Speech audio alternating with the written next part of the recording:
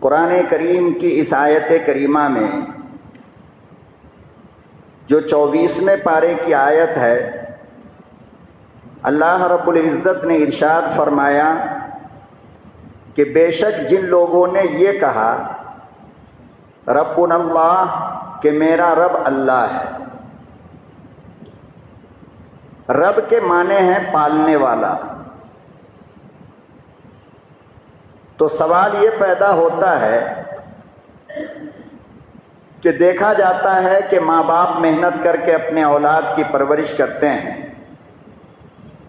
اور عام طور سے یہ کہا جاتا ہے کہ باپ نے پالا، ماں نے پالا، رشتہ دار نے پالا، یتیم ہو گیا تھا تو بھائی نے پالا۔ تو پھر ماں کو، باپ کو پالنے والوں کو رب کیوں نہیں کہتے ہیں؟ باپ کو رب نہیں کہا جا سکتا، جبکہ رب کے معنی ہے پالنے والا۔ ماں کو رب نہیں کہا جا سکتا، جبکہ رب کے معنی ہے پالنے والا۔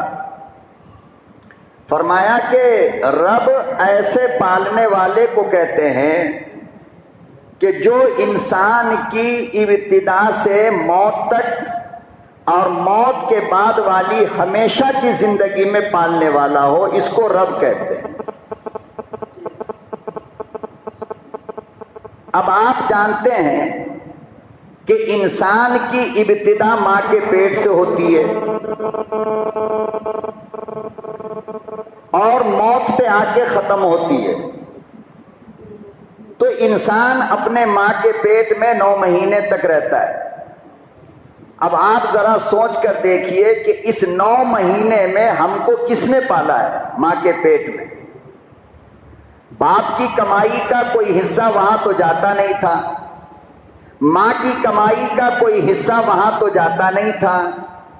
تو پھر ماں کے پیٹ میں بغیر کھانے پینے کے، بغیر آب و ہوا کے، آخر 9 مہینے تک ہمیں کس نے پالا ہے؟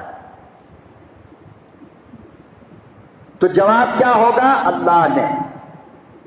تو ماں نے ہمیں پالا ضرور ہے، مگر دنیا میں آنے کے بعد، اور ہم جب تک کہ بالغ نہیں ہو گئے، کمانے کے لائق نہیں ہوئے، تب تک ہمارے ماں باپ نے ہمیں پالا۔ لیکن اللہ نے ہمیں پالا ماں کے پیٹ سے لے کر موت تک۔ ہم کمانے والے نہیں تھے، تب بھی اللہ روزی دیتا تھا ماں باپ کے ذریعے۔ ہم کمانے والے ہو گئے تو بھی اللہ ہمیں روزی دیتا ہے اپنی محنت کے ذریعے۔ پھر موت آئی، موت کے بعد ایک الگ دنیا شروع ہوئی۔ تو آپ بتائیے کہ قبر میں جب ہم زندہ ہوئے تو وہاں ہمیں روزی روٹی کس نے دیا ہے؟ اور قیامت تک ایک بندہ جو اپنی قبر کے اندر پڑا ہے، تو قیامت تک اس کو زندہ رکھنے کے لیے رزق اللہ نے دیا یا کسی اور نے دیا ہے؟ پھر قیامت آئے گی تو قیامت کے بعد جہنم میں گئے تو ہمیشہ کے لیے، جنت میں گئے تو ہمیشہ کے لیے، اور جہنم میں بھی رزق ہے، جنت میں بھی رزق ہے، تو وہاں رزق کا دینے والا کون ہے؟ اسی لیے ماں باپ کو رب نہیں کہا جا سکتا۔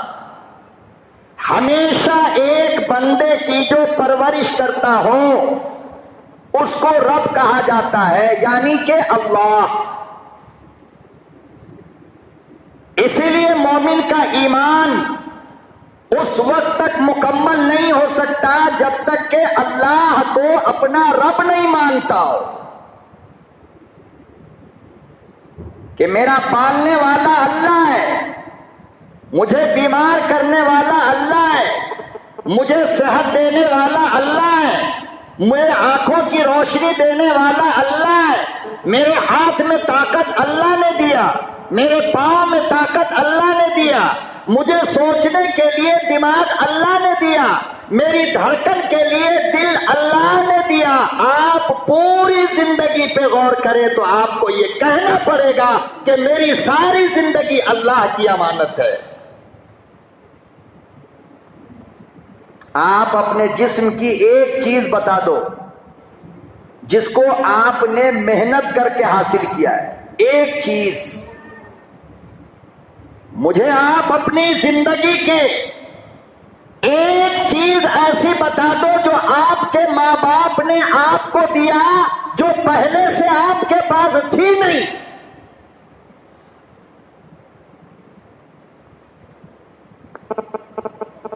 اور جو اللہ نے دیا اس کے جانے کے بعد دنیا کی کوئی ایک طاقت مجھے ایسی بتا دو جو واپس وہ چیز مجھے لا کر دے دے. ہے کوئی طاقت؟ اگر سر کا ایک بال ٹوٹ کر نہانے کے ٹائم گر جائے، آپ پوری دنیا کا خزانہ کسی ڈاکٹر کو دے دو، وہ بال آپ کے سر میں لا سکتا ہے؟ لائے گا؟ آپ کی آواز اچانک بند ہو جائے، آپ گنگے بن جاؤ، ساری دنیا کے ڈاکٹر کو بلا کر لے آؤ اور کائنات کا خزانہ اس کی جھولی میں ڈال کر کہو کہ ڈاکٹر صاحب میری آواز لے آؤ، وہ لا پائے گا؟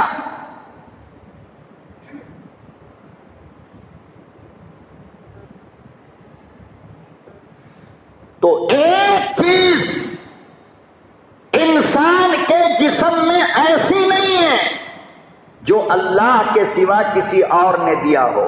نہ آنکھ، نہ زبان، نہ ناک، نہ ہاتھ، نہ پاؤں، کچھ بھی نہیں ہے. اللہ کے سوا یہ دیا کس نے؟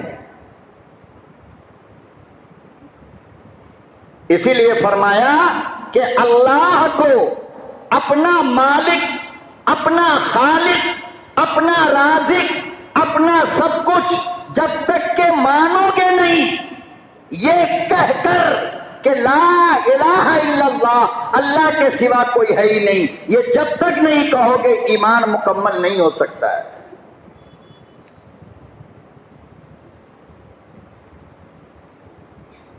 تو فرمایا کہ جب تم یہ کہہ بیٹھے کہ میرا رب اللہ ہے، کون ہے؟ میرا رب اللہ ہے، اور یہ کہنا پڑے گا، جب تک کہو گے نہیں مسلمان ہو ہی نہیں سکتے ہو.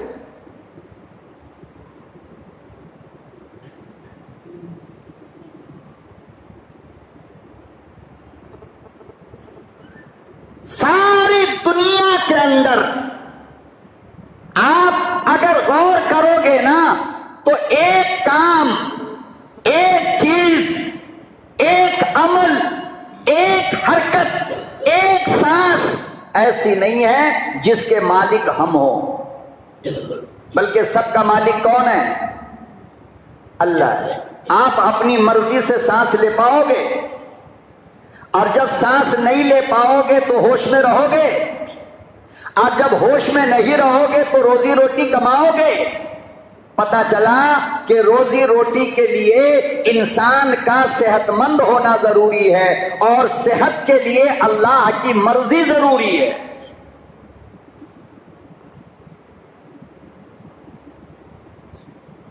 جب تک اللہ کی مرضی نہ ہو ہم ایک پل اپنی آنکھ نہیں کھول سکتے، ہم ایک سانس نہیں لے سکتے، ہم ایک چیز کی خوشبو ناک سے سونگھ نہیں سکتے، ہم ایک لقمہ روزی روٹی کا کھا نہیں سکتے. صرف ایک دو دن کے لیے آدمی کی زبان کی لذت اگر ختم ہو جائے، یعنی میٹھا کھا رہا ہے تو پتہ نہیں چل رہا ہے، نمک کھا رہا ہے تو پتہ نہیں چل رہا ہے، کھاڑا کھا رہا ہے تو پتہ نہیں چل رہا ہے. اب دیکھو کتنے ڈاکٹر کے پاس جاتا ہے آدمی، ڈاکٹر صاحب پتہ نہیں میری زبان کو کیا ہو گیا، کچھ پتہ ہی نہیں چل رہا ہے.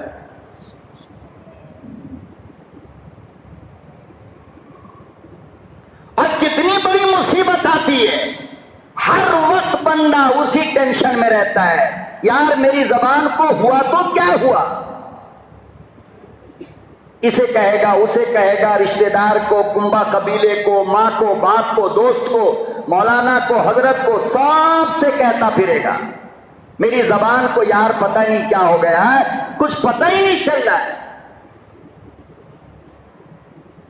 اب آپ بتاؤ کہ اگر یہ آپ کے ہاتھ میں ہوتا زبان کی لذت، تو آپ کبھی بھی چاہتے کہ میری زبان خراب ہو؟ پتا چلا کہ اس کا کنٹرول جو ہے نا وہ کسی اور کے ہاتھ میں ہے، اور جس کے ہاتھ میں ہے اسی کو اللہ کہتے ہیں، اسی کو رب کہتے ہیں۔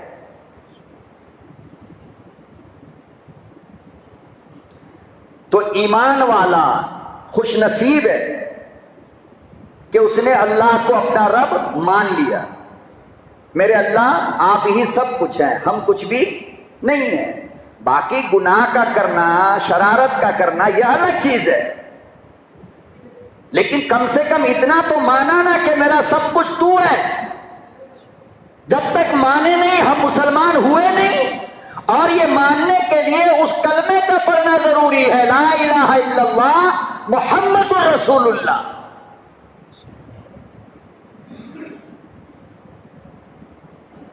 تو ہم لوگ الحمدللہ اس بات کو مانتے ہیں کہ ہمارے سب کچھ کون ہیں؟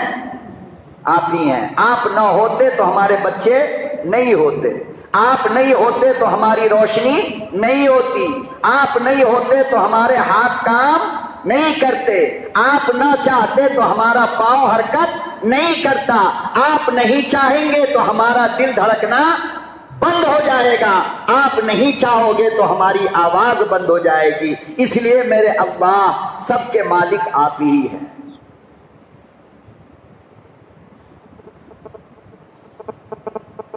اسی کو اللہ پاک نے قرآن کریم کی اس آیت میں بیان فرمایا، آئینہ دکھایا، فرمایا میرے بندو جب تم نے مجھے مان لیا، جب تم نے مجھے جان لیا کہ میں تیرا رب ہوں، میں تیرا سب ہوں، میں تیرا مالک ہوں، میں تیرا رازق ہوں، میری اجازت کے بغیر کوئی پرندہ پر نہیں مار سکتا، میری اجازت کے بغیر درخت کا کوئی پتا زمین پہ گر نہیں سکتا، میری اجازت کے بغیر تیرا دل ایک مرتبہ بھی دھڑک نہیں سکتا، میری اجازت کے بغیر تو ایک قدم چل نہیں سکتا، میری اجازت کے بغیر تو ایک لفظ بول نہیں سکتا۔ فرمایا میرے بندو جب یہ تم نے مان لیا کہ میں ہی سب کچھ ہوں، میں ہی خالق ہوں، میں ہی رازق ہوں، ان الذین قالوا ربنا اللہ،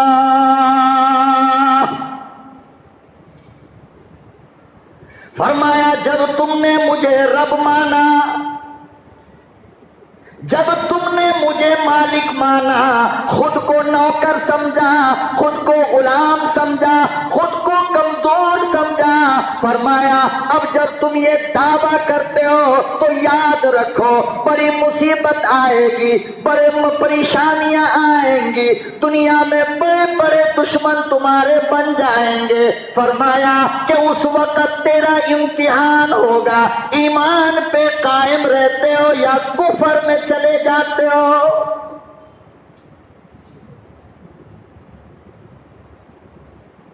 بھائی جب بھی ہم کسی بات کا دعویٰ کریں گے تو دنیا اس کی دلیل مانگے گی نہیں مانگے گی؟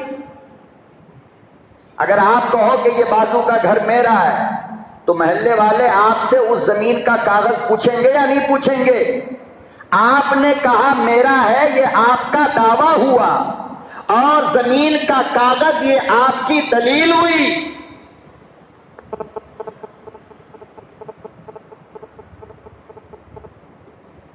آپ کہیں جا کر کے کہیں کہ بھائی سبحانیہ مسجد میرے محلے میں، تو لوگ کہیں گے نا اس کا کیا ثبوت ہے کہ تیرے محلے میں؟ تو آپ کہو گے نا کہ دیکھو یہ میرا گھر اس کے بازو میں۔ راستہ چلتے ہوئے کسی بچے کو دیکھا، کہہ دیا یہ بیٹا میرا ہے، تو دنیا مانے گی یا آپ کو ثبوت دینا پڑے گا؟ اللہ پاک نے قرآن کریم میں فرمایا جب تم نے یہ دعویٰ کیا کہ تو میرا رب ہے، تو میرا مالک ہے، میں تجھے اپنا مالک مانتا ہوں، فرمایا میرے بندو یہ تمہارا دعویٰ ہوا، اب میں تم سے دلیل مانگتا ہوں، مجھے دلیل دو۔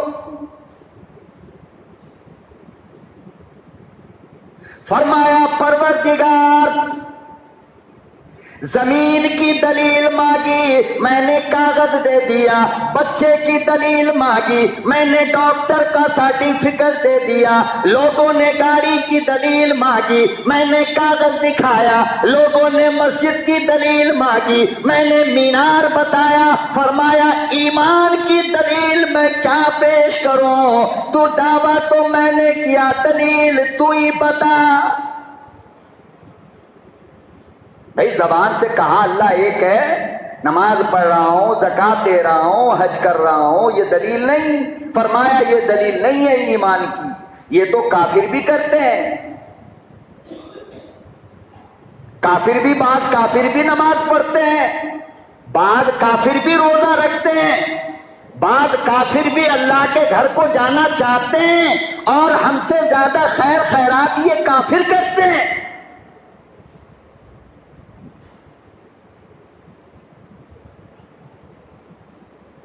گرمی کا موسم ہے، ٹھنڈ کا موسم ہے، آپ جا کر کے دیکھو نا سڑکوں پہ سوئے پڑے لوگوں کو رات کو کمبل جو بندہ بانٹ رہا ہو، غریبوں کو جو چادر اڑا رہا ہو، جا کر کے دیکھو تو کوئی مسلمان نہیں بلکہ کافر ملے گا۔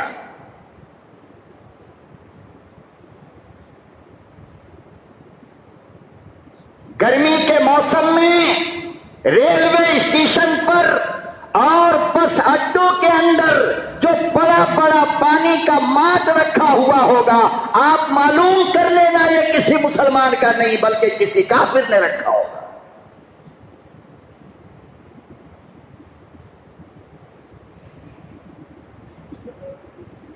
خیر اور بانٹنے کا کام اور غریب غربا کا خیال، یقین مانو مسلمانوں سے زیادہ اس وقت ہندوستان میں یہ غیر لوگ کر رہے ہیں۔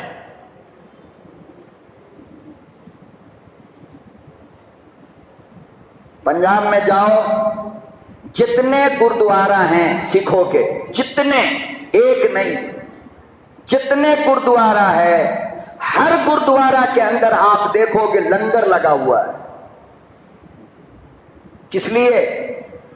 جو چاہے آ کر کے کھانا کھائے، مسلمان ہو، ہندو ہو، کوئی بھی ہو۔ اور ایک دن دو دن کا یہ کام نہیں بلکہ سالوں سال چلتا ہی رہتا ہے۔ اللہ کی قسم ان کے چولہے کی آگ نہیں بند ہوتی ہے۔ شہر کا شہر پل رہا ہے، غریب جا جا کر ناشتہ دوپہر رات کھا رہا ہے، اور ہر گردوارہ کے اندر، اللہ اکبر، میں تو اللہ کی قسم پریشان ہو جاتا ہوں، کسی ایک گردوارہ کا گیٹ رات کو بند نہیں ہوتا، ہر ایک کو سونے کی اجازت ہے، جو چاہے آئے کھانا کھائے اور کھانا کھا کر سو جائے۔ ہماری مسجدیں تو الحمدللہ عشاء کے بعد بند ہو جاتی ہے۔ اب کوئی مسلمان آ کر کے بھٹکتا رہے، بھائی ہمیں کیا مطلب ہے اس سے؟ اب پورے شہر کا یہی معاملہ ہے، اور پورا شہر چھوڑو، پورے ملک کی مسجد کا یہی حال ہے۔ حالانکہ جناب رسول اللہ صلی اللہ علیہ وسلم کے زمانے میں دعوے کے ساتھ کہتا ہوں، نوٹ کر لو اس بات کو، پیغمبر کے زمانے میں کبھی بھی نہ مکے کی کسی مسجد کو تالا تھا، نہ مدینے کی کسی مسجد کو تالا تھا۔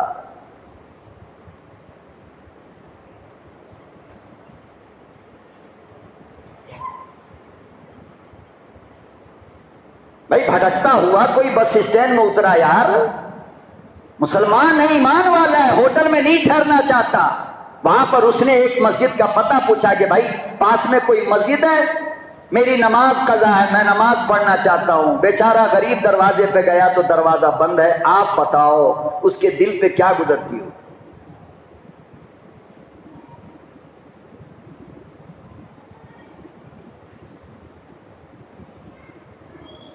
سارے گردوارے سکھوں کے پورے ہندوستان کے اندر آج بھی اس کو تالا نہیں ہے،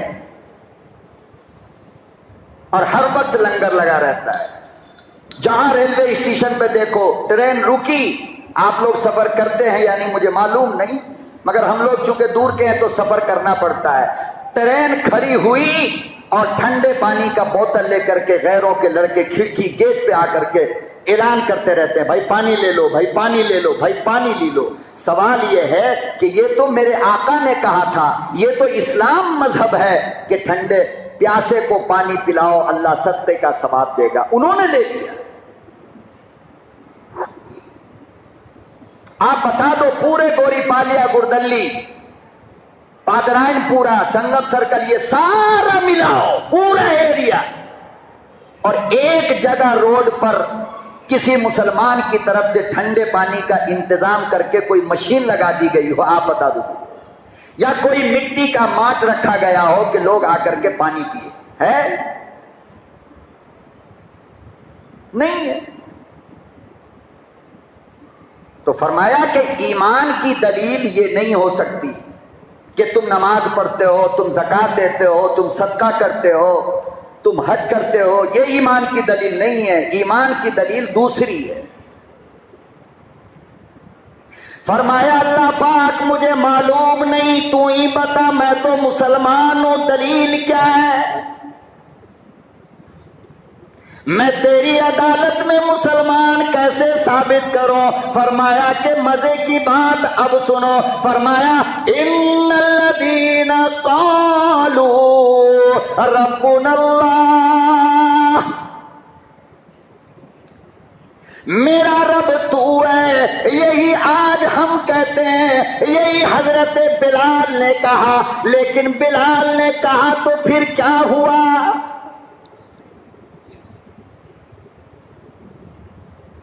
فرمایا جب بلال نے کہا میرا رب تو ہے، تیرے سوا کوئی پالنہار نہیں، تیرے سوا کوئی مالک نہیں، تیرے سوا کوئی رازق نہیں، فرمایا جب یہ دعویٰ بلال نے کیا تو مکے کے لوگوں نے مکے کی زمین پر گھسیٹ گھسیٹ کر مارا۔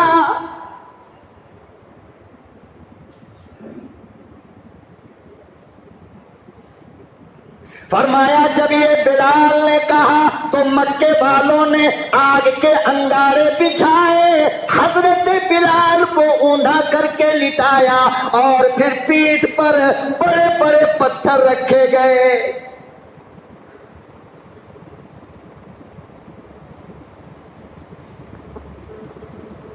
فرمایا تم یہی کہتے ہو میرا رب تو ہے، یہی جب بلال نے کہا تو بلال کے گردن میں رسی ڈال کر مکے کے نوجوان مکے کی گلیوں میں گھسیٹا کرتے تھے، بدن پہ کپڑا نہیں۔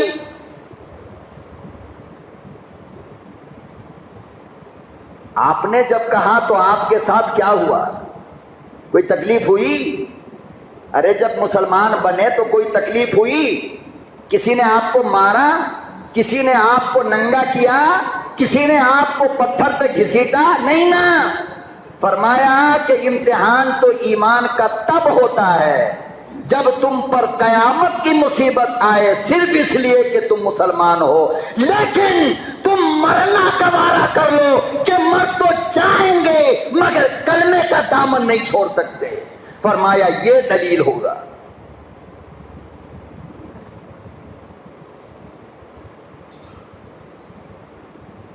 سیدنا بلال نے دعویٰ کیا، مصیبت ٹوٹ پڑی۔ امیہ ابن خلف کے بلال غلام ہیں، یہ ملک حبشہ کا رہنے والا ہے، اللہ کی قسم تسلی دینے والا کوئی نہیں، صبر دینے والا کوئی نہیں، سمجھانے والا کوئی نہیں، آنسو پوچھنے والا کوئی نہیں۔ جس وقت بلال کو مارا جا رہا ہے چاروں طرف سے مکے کے ظالم کھڑے ہیں، اپنا کوئی نہیں۔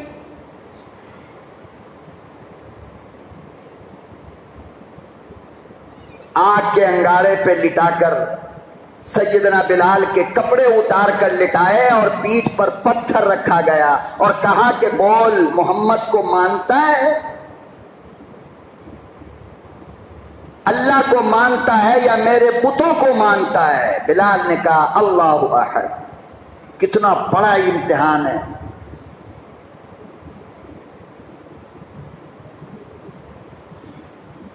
کہنے لگے نہیں مانے گا.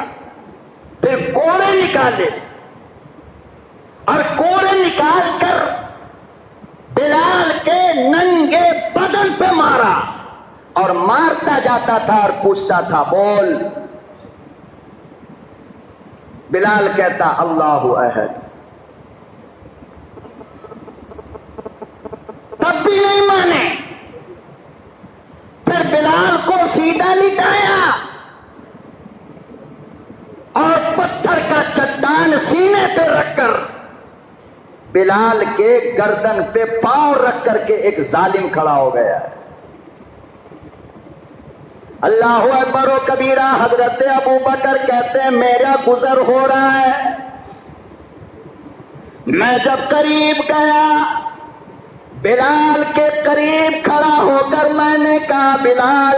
میری آنکھوں نے دیکھا بلال کی زبان اتنی باہر نکلی ہے. میں نے کہا بلال اللہ کا نام آہستہ لیا کر ورنہ یہ کافر ظالم تجھے مار دیں گے. حضرت بلال کہنے لگے او ابو بکر آہستہ لیتا ہوں مزہ نہیں آتا.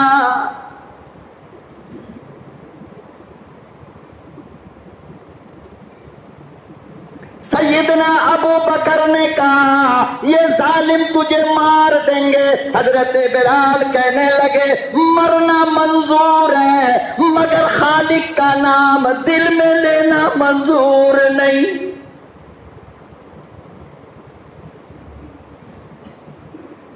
اللہ پاک نے فرمایا ان الذین قالوا ربنا اللہ.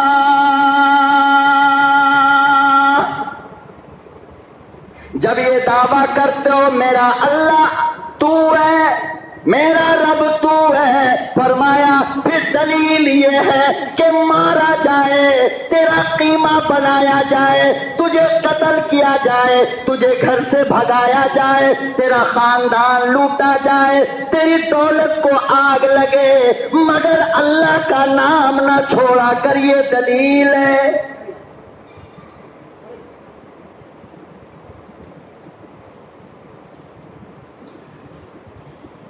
ثم استقاموا. پھر جب مصیبت آئے تو اٹل ہو جا.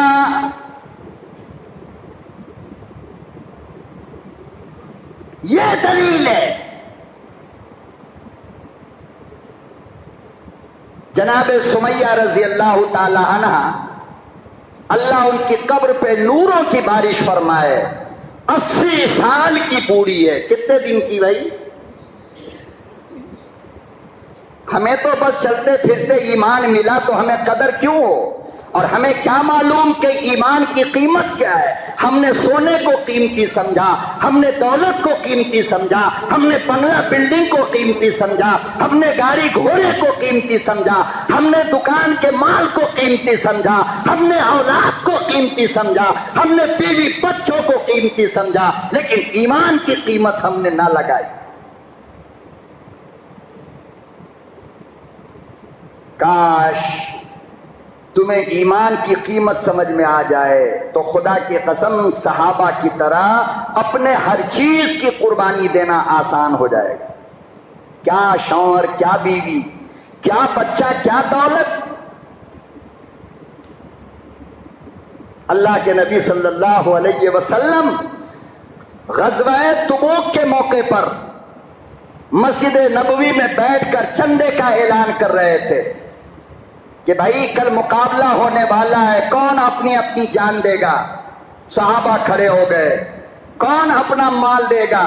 صحابہ کھڑے ہو گئے. حضرت ابو بکر گھر گئے عمر گھر گئے اور جا کر سارا سامان اٹھا لائے. اللہ کے نبی کے پاؤں کے پاس سب نے حصہ لے لیا. جان کی قربانی نام لکھ لو مال کی قربانی نام لکھ لو.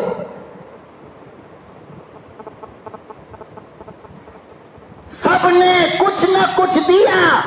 تھوڑی دیر کے بعد مسجد نبوی کا ایک کونا بھر گیا مال سے. کھجور کا ڈھیر لگ گیا، گھی کا ڈھیر لگ گیا۔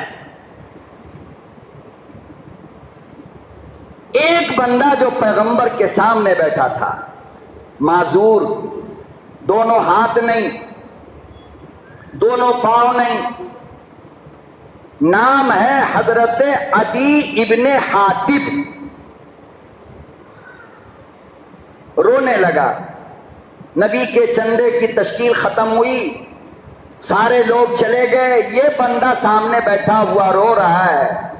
ہچکی آنے لگی تو آقا صلی اللہ علیہ وسلم ممبر سے اترے اور اس کے قریب جا کر فرمایا کہ عدی کیوں رو رہے ہو؟ کہا یا رسول اللہ بڑا شوق تھا جہاد میں جانے کا، آپ کے ساتھ دشمنوں سے مقابلہ کرنے کا، مگر مجبور ہوں کہ ہاتھ نہیں، دوڑ نہیں سکتا کہ پاؤں نہیں۔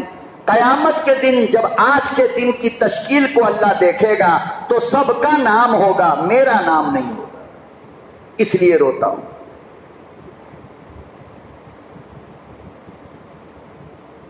ہائے کتنے پکے مومن تھے، قسم سوچو تو جگر پھٹ جاتا ہے۔ اور ان کے مقابلے میں اگر ہم اپنے ایمان کو لے جا کر ترازو پہ رکھے تو ہمیں شرم آئے گی کہ ہم بھی یار کوئی مسلمان ہیں۔ 40 دن کی جماعت کے لیے، 10 دن کی جماعت کے لیے، ہفتے کی جماعت کے لیے تشکیل ہو تو پورا مجمع جو گردن اٹھا کر کے امیر صاحب کی تقریر سنتا رہتا ہے، اس تشکیل کے نام آتے ہی سب کی گردن جھک جاتی۔ یہ حالت ہے ہماری، جبکہ اس میں 2 ہی قربانی ہے، وقت کی قربانی ہے، مال کی قربانی ہے، اور کیا ہے؟ جان تو دینی نہیں ہے، لیکن وہاں تو جان کی تشکیل ہو رہی ہے۔ دونوں ہاتھ دونوں پاؤں کا مومن مسلمان صحابی عدی ابن حاتب کہنے لگا میرے آقا مجھے نماز فجر تک کا وقت دے دو، میں بھی کچھ چندہ دوں گا۔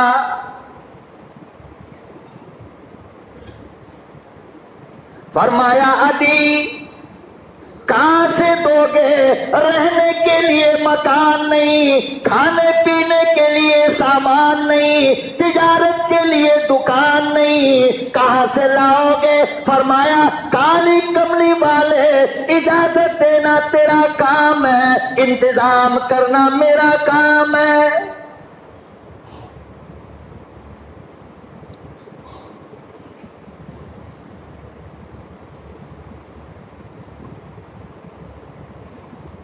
نماز عشاء سے فارغ ہوا، یقین آئے گا آپ کو، سینے کے بل رینگتا ہوا۔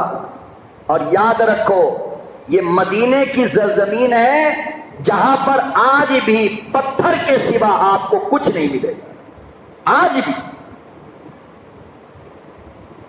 سینے کے بل چلتا ہوا رینگتا ہوا مدینے کے باہر ایک باغ میں پہنچا جو کھجور کا باغ تھا، اور وہاں جا کر کھجور کے مالک کو، باغ کے مالک کو آواز دیا عدی بن حاتب نے، اور کہا کہ اے باغ کے مالک میں آج ساری رات آپ کے کھجور کو کنویں سے پانی نکال کر ڈالوں گا، آپ بتاؤ ایک درخت کا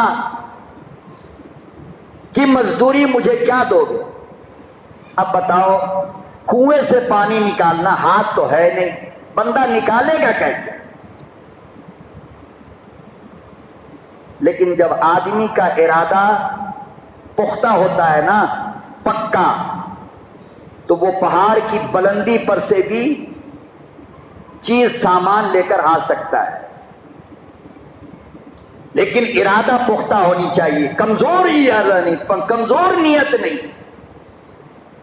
اس نے کہا کہ میں ساری رات اگر آپ کے درختوں کو پانی ڈالا تو مجھے کیا مزدوری دو گے؟ مالک نے جب اس کی طرف دیکھا تو ہاتھ تو ہے نہیں، وہ پانی نکالے گا کیسے کنویں سے؟ کہنے لگا ارے جاجا تیرے بس کی کہاں ہے؟ کہا کہ بول تو صحیح۔ کہنے لگا ایک درخت کو پانی ڈالے گا تو 1 مٹھی کھجور تجھے دوں گا۔ اب تیری مرضی صبح تک کتنے کو ڈال لیتا ہے. لکھا ہے 8-9 گھنٹے کی محنت سے ہائے ہائے یہ داڑھی اور سینے میں رسی پھنسا کر گردن میں پھرا کر اس نے ساری رات جو پانی نکالا ہے 2 درختوں کو پانی ڈالا. کتنے؟ 2 مٹھی کھجور. الگ سے مالک کو رحم آیا تو 3 مٹھی دے دیا.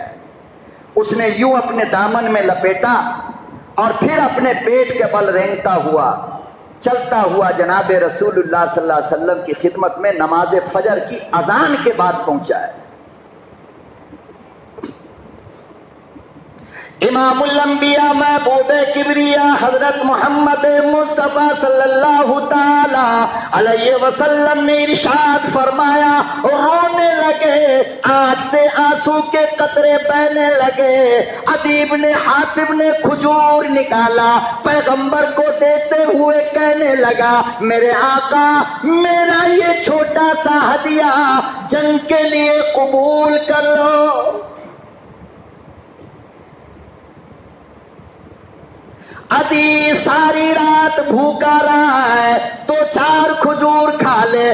عدی کہنے لگے کھاؤں گا تب جب مسلمانوں کو فتح مل جائے, مسلمانوں کی جیت ہو جائے, جب کلمہ بلند ہو جائے, جب قرآن کی آبرو بچ جائے.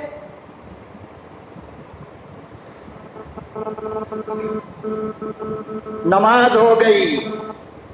آقا صلی اللہ علیہ وسلم نے سیدنا ابو بکر کو بلایا, فرمایا ابو بکر عدی بن حاتم کے اس کھجور کو اٹھاؤ ہاتھ میں اور تم تمام لوگوں کا کونے میں جو مال رکھا ہے وہ سارے مال پہ کھجور کو ڈال دو, پھینک دو. یا رسول اللہ کیوں؟ فرمایا کہ عدی بن حاتم کا کھجور اخلاص سے بھرا ہے, محنت سے لے کر آیا ہے, وہ جو سارا مال رکھا ہے اس کے قبول ہونے کی گارنٹی کوئی نہیں, مگر یہ کھجور رکھ دو اس کے صدقے میں سارا مال قبول ہوگا.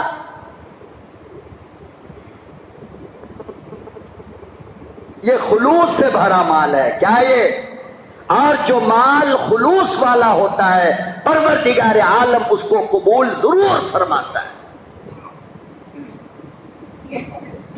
تو ایمان اور ایمان کی دلیل یہ ہے کہ جب تم پر قیامت ٹوٹے, جب تم پر مصیبت آئے, جب اسلام تم سے قربانی مانگے تو بغیر پیچھے دیکھے ہوئے اسلام کے لیے قربانی دینا تمہارے لیے واجب ہے, اور یہی ایمان کی دلیل ہے.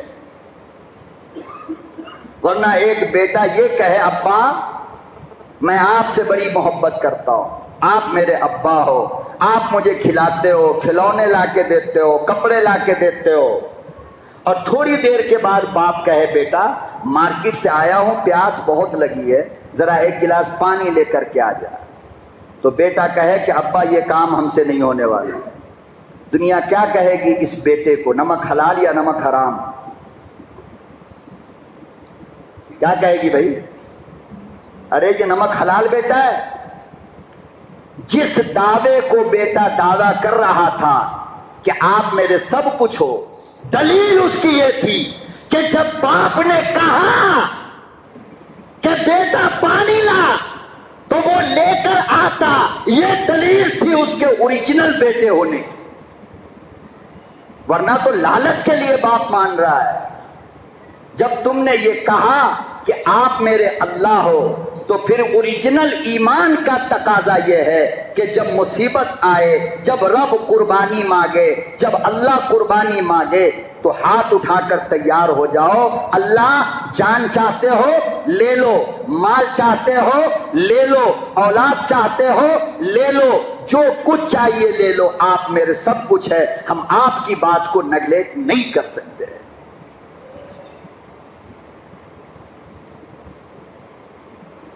80 سال کی بوڑھی اماں سمیہ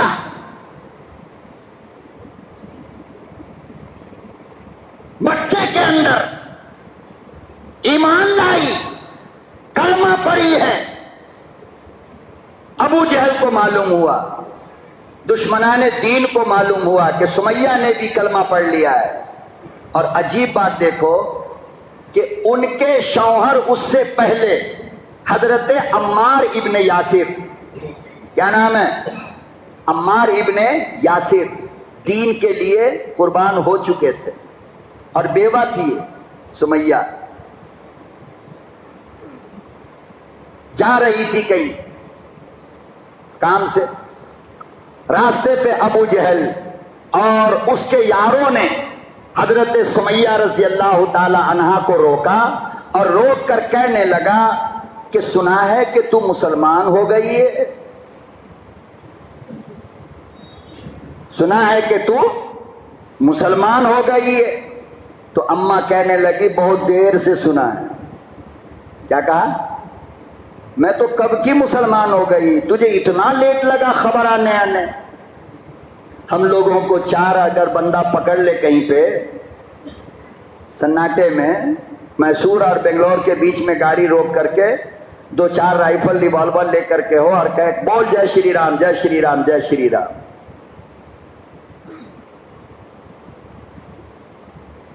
کیا کرتے ہیں؟ کیا ہو رہا ہے پورے ملک کے اندر؟ دیکھو آپ، یہی ہو رہا ہے نا، بولنا شروع کر دیتا ہے۔ تو ایمان، اور اس کی دلیل کیا ہے؟ ایمان کی دلیل یہ ہے کہ جب کوئی جان لے کر تجھ سے ایمان لینے کی باتیں کر رہا ہو تو جان دے دو، مگر ایمان بولو نا بھائی، کیوں؟ اس لیے کہ جان تو جائے گی آنے کے لیے۔ جان کس کے لیے جائے گی؟ بھائی اگر 4 کافروں نے آپ کو پکڑ لیا اور وہ کہہ رہا ہے کہ اپنا ایمان دے دے ورنہ جان دے دے، تو آپ کیا دو گے؟ کیا دینا ہے بھائی؟ جان دینا ہے، ایمان۔ اور ایک بات اور یاد رکھو، اپنی جان دینے سے پہلے اللہ کا نام لے کر 2-4 کی پہلے لے لو۔ یہ ہماری بہت بڑی کمزوری ہے کہ ہم لوگ ہتھیار ڈال دیتے ہیں، غلط بات ہے یہ۔ ہندوستان کا قانون بھی یہ کہتا ہے، آئین میں یہ لکھا ہے کہ اگر تیری جان لینے کے لیے کوئی بندہ آئے تو تجھے اجازت ہے اس کی جان لینے کی۔ ہم نے کیا بگاڑا ہے؟ قصور کیا ہے ہمارا؟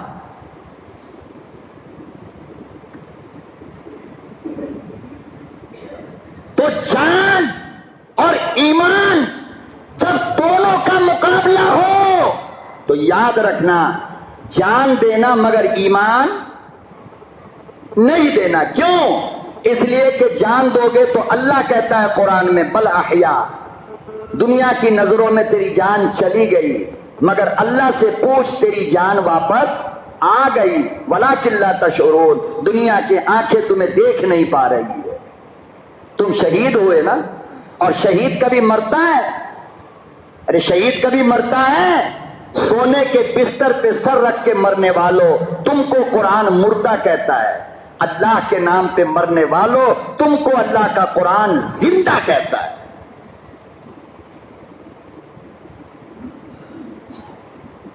تم زندہ ہو، اسی لیے تمہارے لیے غسل نہیں، تم کو اسی خون کے ساتھ دفن کیا جائے گا جو خون تمہارے کپڑے پہ لگا ہے، اور تمہارے لیے کفن بھی نہیں، تم کو اسی کفن میں دفن کیا جائے گا جو کپڑا تم نے پہن رکھا ہے۔ کیوں؟ اس لیے کہ تم زندہ ہو۔ جو مردہ ہو اس کو نہایا جائے، جو مردہ ہو اس کو کفن پہنایا جائے۔ اللہ کے لیے شہید ہونے والا بل احیا، وہ تو زندہ ہے، اور زندوں کو غسل کفن کیا مطلب ہے؟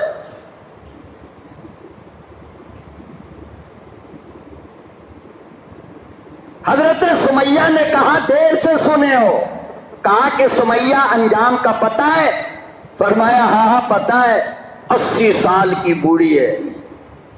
کہنے لگی کلمہ اور ایمان اور جان، دو میں سے ایک چیز کو لینا ہے، بول جان بچائے گی یا کلمہ بچائے گی؟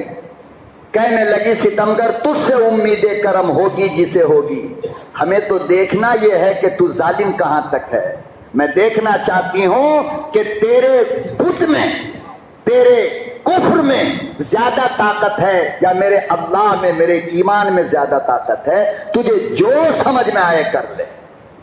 اللہ اکبر. 2 اونٹ بلایا گیا اور دونوں کو دور کھڑا کیا گیا. دونوں کے گردن میں رسی باندھی. حضرت سمیہ کے دونوں پاؤں میں رسی باندھا گیا. 80 سال کی پہاڑ بن کر کے کھڑی ہے مومنہ، اور دونوں طرف اونٹ کو ہکالا گیا.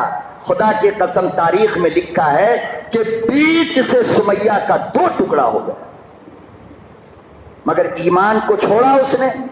اللہ کہتے ہیں ثم استقاموا، جب مجھے مان گئے تو مصیبت میں پہاڑ بن کر کے کھڑے ہو جاؤ، مگر ایمان نہیں دینا. خدا کی قسم آج وہی حالت فلسطین میں ہو رہی ہے. 25 دن سے فلسطین جل رہا ہے.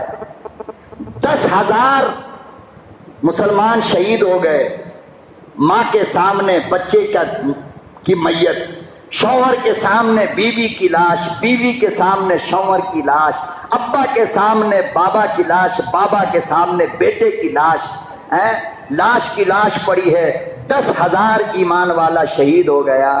لیکن بتاؤ کہ وہ جنگ کیا ختم ہو گئی؟ وہ ڈر گئے؟ ارے بولو بھائی، ڈر گئے؟ نہیں نا. کیوں نہیں ڈرے؟ اس لیے کہ ہر 10,000 کا وارث فلسطین والا یہ سمجھ رہا ہے کہ میرا باپ زندہ ہو گیا، میری ماں زندہ ہو گئی، میرا بچہ زندہ ہو گیا، میرا شوہر زندہ ہو گیا.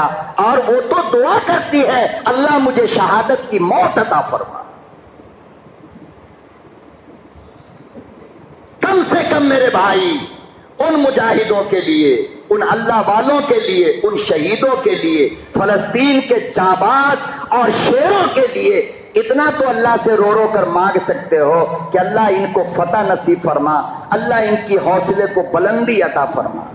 اور اسرائیل کے، امریکہ برطانیہ کے تمام پروڈکٹ کا بائیکاٹ کرنا. یاد رکھنا حرام ہے، حرام ہے، حرام ہے.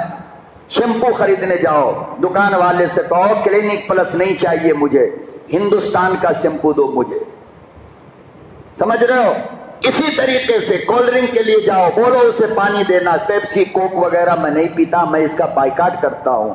اتنا بھی کر لو گے نا تو قیامت کے دن کم سے کم اللہ کے حضور تم کہہ سکو گے اللہ جتنا ہم سے ہو سکا ہم نے کیا. حرام سمجھو کولگیٹ ہے، لکس صابن ہے، یہ گھریلو چیزیں، ایریل سرف ہے، اسی طریقے سے وہ ایک اور سرف آتا ہے، لیرل صابن ہے، نیویا کریم ہے، پیپسوڈینٹ ہے. یہ تمام چیزیں ان کمینوں کی ہے، ظالموں کی ہے. لائف بوائے صابن ہے. سب کا بائیکاٹ کرو ایک دم، اور اللہ سے کہو اللہ میں اتنا ہی کر سکتا. اس لیے میرے محترم بزرگوں اور دوستو، ایمان لائے ہو اللہ پر تو اپنی جان کو اللہ کے حوالے کر دو. اللہ تیری مرضی، تو جب چاہے امتحان لے لے، اور پھر اللہ سے امتحان میں کامیابی کی دعا کرو. اللہ ہم سب کو عمل کی توفیق عطا فرمائے.